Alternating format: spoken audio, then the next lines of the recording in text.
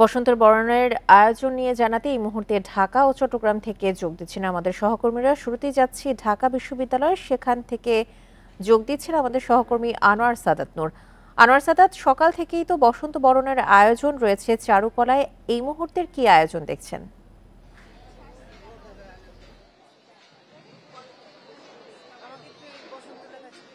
সকাল 7টা 15 মিনিটে বসন্ত উৎসব যে উদযাপন পরিষদ তার আয়োজনে বসন্ত উৎসবের আয়োজন করা শুরু হয়েছে অনুষ্ঠান সূচি।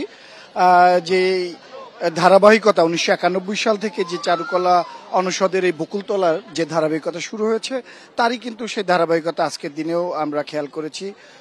সকালবেলায় যে গান এবং সমবেত বাদ্যযন্ত্রের মধ্য দিয়ে কিন্তু অনুষ্ঠানের আনুষ্ঠানিক সূচনা করা হয় এবং বসন্তকে বরণ করে নেওয়া হয়। এই এখন এই অবস্থাতে চলছে শিশু কিশোরদের সঙ্গীত পরিবেশনা। কিছুক্ষণ আগেই আমরা দেখলাম যে দলীয় নৃত্য পরিবেশনা হয়ে গেল এবং আরেকটি দল নৃত্য পরিবেশনের জন্য প্রস্তুতি নিচ্ছে, এরকমটা আমরা দেখতে পাচ্ছি এবং এই এই এই প্রক্রিয়াটি চলমান থাকবে আরো বেশ কিছুক্ষণ। অন্তত আয়োজক কমিটি বলছে যে 12টা পর্যন্ত শিশু কিশোর এবং বড়দের বিভিন্নভাবে নৃত্য পরিবেশনা এবং গানের মধ্য দিয়ে বাদ্যযন্ত্র পরিবেশনাও এর ভিতরে থাকবে।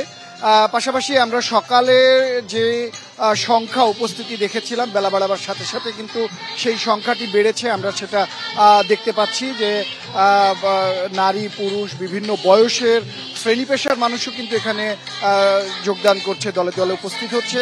এতে আজকে শুক্রবার সরকারি ছুটির দিন হওয়াতে কিন্তু যে কর্মজীবী মানুষ, পেশাজীবী মানুষদের ছুটি থাকাতে তারা যে সময় বা ফুসরত পেয়েছে সেটিরই বলা যায় যে একটি কাজের সাথে তারা লাগাচ্ছেন। অনেকে আমরা দেখছি যে তাদের শিশু কিশোর বাচ্চাদেরকে সাথে করে হাত ধরে নিয়ে এসেছে বসন্ত উৎসবে, তাদের সাথে পরিচয় করিয়ে দিতে যে বাঙালির প্রাণের উৎসব, বাঙালির অন্যতম একটি উৎসব যে বসন্ত উৎসব, বসন্তের ফাগুন, বসন্তের যে ফাগুনের আগুন, চারিদিকে সবুজের সমারোহ, দীর্ঘ একটা শীতের যে রুক্ষতা সেটি ভেঙে যে সজীবতা, সেই উৎসবের সাথে সেই প্রাণ প্রকৃতির সাথে পরিচয় করে দিতেই কিন্তু শিশুদের নিয়ে আসা, এমনটাই অভিভাবকরা জানাচ্ছেন। আবার শিশু কিশোররাও জানাচ্ছিলেন যে এই উৎসবে তারা মেতে উঠতে চান, এই এই হলুদের সাথে সবুজের সাথে তারা নিজেদেরকে মিলিয়ে নিতে চান।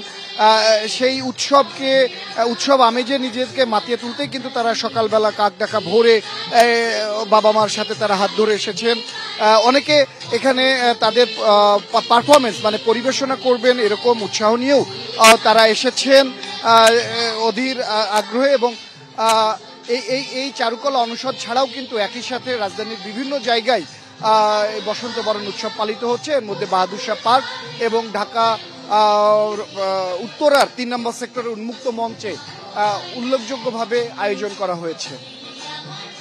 সাদাত নূর, আপনি আমাদের সঙ্গে থাকুন। এবার আমরা যাচ্ছি চট্টগ্রামের আয়োজন নিয়ে জানতে সহকর্মী অনুপম শীলের কাছে। অনুপম, আজকে বসন্ত বরণের কি কি আয়োজন থাকছে চট্টগ্রাম? এবং প্রায় আমরা দেখছি যে আজকে সকাল থেকে এটি দুপুর 11টা পর্যন্ত চলবে। এরপরে আবার বিকেলে শোভাযাত্রা আছে।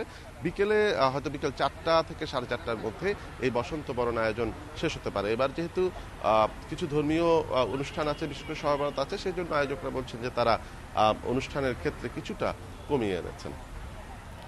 ঢাকা এবং চট্টগ্রাম থেকে বসন্ত বরণের নানা আয়োজন নিয়ে জানাচ্ছিলেন আমাদের সহকর্মীরা।